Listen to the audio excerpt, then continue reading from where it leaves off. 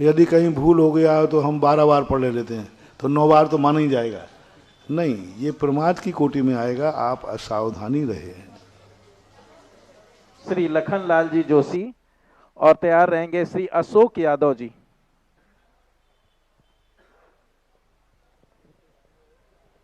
परम पूज्य स्वामी जी के चरणों में शत शत नमन। भगवान, पहली बात तो जब से आपके इस बुंदेलखंड के प्रवेश द्वार में आपके कदम पड़े, ये धरती आपका रजकण पा करके सारा जनपद ही नहीं, सुमेरपुर ही नहीं, हम सब लोग धन्य हैं, आपका दर्शन प्राप्त हुआ। लेकिन समय समय पर मुझे फिरोजाबाद भी जाने का अवसर मिला, ललितपुर भी जाने का अवसर मिला, मैंने कुछ संस्कार देखे। लेकिन एक आपसे निवेदन है कि मुक्ति के लिए क्या विरक्त होना जरूरी है? और गीता में जैसा कहा गया कि कर्मण्येवाधिकारस्ते, और अंत में कहा गया कि माँ तू कर्म अकर्मणा भो, अकर्मण मत बन। अब कहीं मैं पिता हूँ, किसी का बेटा हूँ, किसी का पति हूँ, किसी का भाई हूँ, मैं एक शिक्षक हूँ तो मैं एक विद्यालय का शिक्षक भी हूँ। सारे दायित्वों में कहीं ना कहीं सबको प्रसन्न करना, क्या ये अकर्मणता कही जाएगी या अतिन्द्रियता कही जाएगी? इस प्रकार से कैसे अपने कर्मों का निर्वाह करूं? क्योंकि पंच भौतिक शरीर जो बना हुआ है, इसकी भी अपनी अपेक्षा है। जल क्षुद्र जल पावक गगन समीरा, तो सबकी अपनी अपनी अपेक्षाओं के अनुरूप इस शरीर को भी आवश्यकता है। तो ये कैसे अनुभव करें कि हमसे गलत हो रहा है या सही हो रहा है? पहली बात तो आपने एक नई जानकारी दी।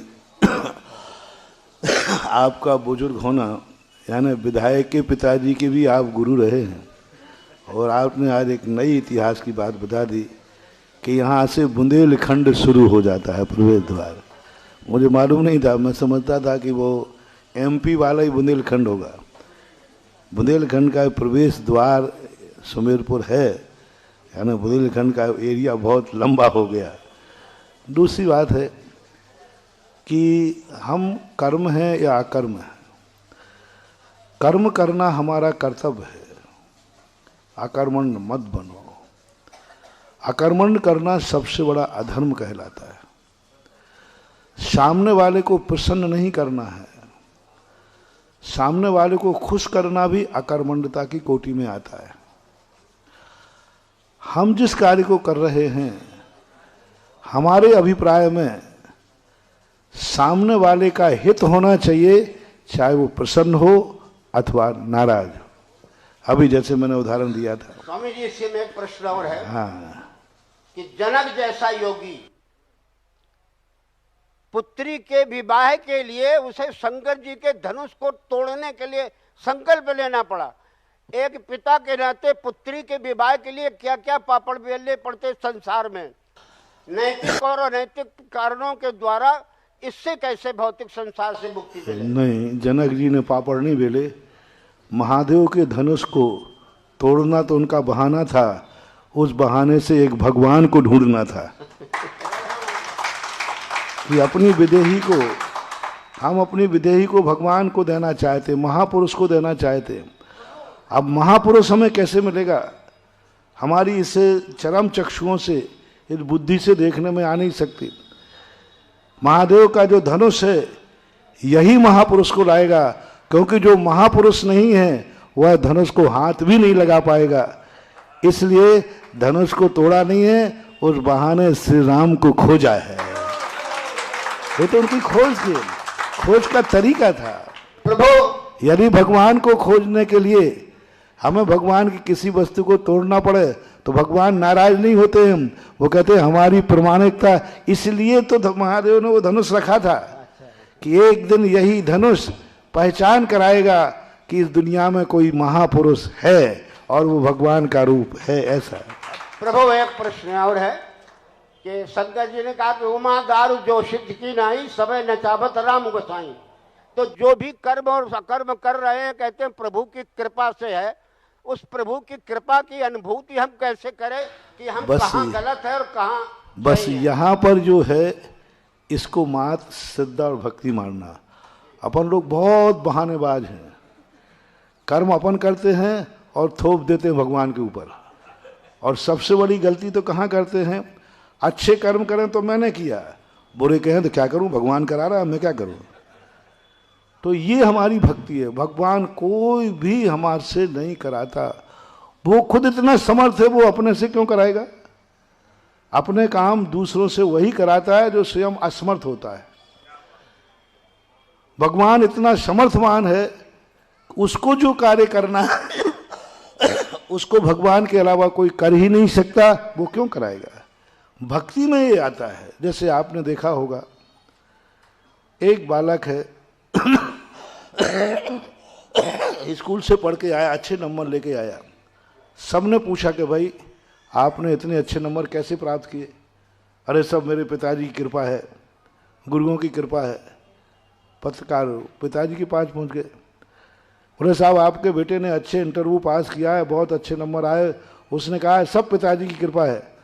तो पिताजी कहते हैं कि भैया मुझे तो यही पता नहीं वो कौन सी क्लास में पढ़ रहा है, मुझे तो यही पता नहीं कि उसका सब्जेक्ट क्या है। अब बोलो सत्य क्या है। पिताजी को कुछ भी मालूम नहीं है कि वो क्या पढ़ रहा है, उन्होंने पढ़ाया भी नहीं, सीधा साधा आदमी था। और बेटा कह रहा है सब पिताजी की कृपा है। तो इसमें झूठ क्या है, सत्य क्या है और गलत क्या है। झूठ, सत्य और गलत। अब बेटे का ऐसा कहना क्या गलत है?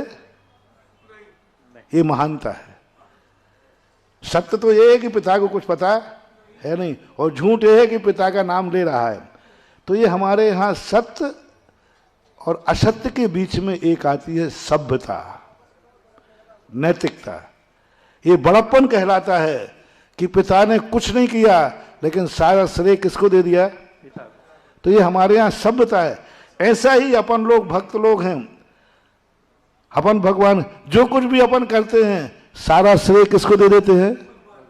भगवान को दे देते हैं। भगवान किसी का कुछ नहीं करता धरता है। अब ऐसा काम देखना। अब दूसरा बालक था, हाँ एक मिनट गुरुजी, एक मिनट सुनो सुनो सुनो सुनो, एक मिनट। अब देखना, अब अपनी बदमाशी भी पकड़ लेना थोड़ा सा, अपन कहाँ गड़बड़ी कर देते।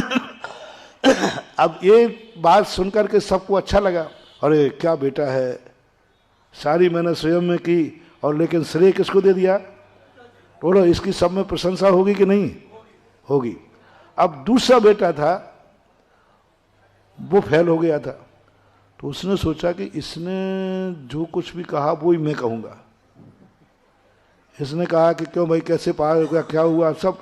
तो उसने कहा कि ऐसा करने से पिताजी भी खुश और सब लोग खुश हो जाएंगे। वो फेल हुआ था, वो घर पहुंचा, क्या बात है बेटा क्या बात है। बोले साहब ये फेल हो गया हूँ। बोले कैसे? सब पिताजी की कृपा है। पिताजी की कृपा, पिताजी ने उठाया डंडा, बोले मैं मर गया फीस दे दे करके तेरी। अब वो सोचता है मेरे दोस्त ने यही बात कही थी तो गले लगाया गया, और मैंने यही बात कही तो मुझे पीटा गया। अब बोलो कैसा रहा मामला। भगवान अपन को पीट देंगे। भगवान कभी गलत कार्य नहीं करता है, और संसार में गलत कार्य ज्यादा होते, अच्छे तो बहुत कम होते हैं। इसलिए ना इस दुनिया का भगवान करता है ना वो करवाता है। राम न मारे काऊ को राम न पापी होए, कर कर अपने काम खोटे करके स्वयं मर जाते। भगवान इतना दयालु। भगवान के हाथ में यदि सब कुछ होता तो क्या आज दुनिया में आतंकवादी होते? बोलो, क्या भगवान के हाथ में होता तो इतने पापाचारी होते, इतना अत्याचार होता? आज क्या संसार में हो रहा है?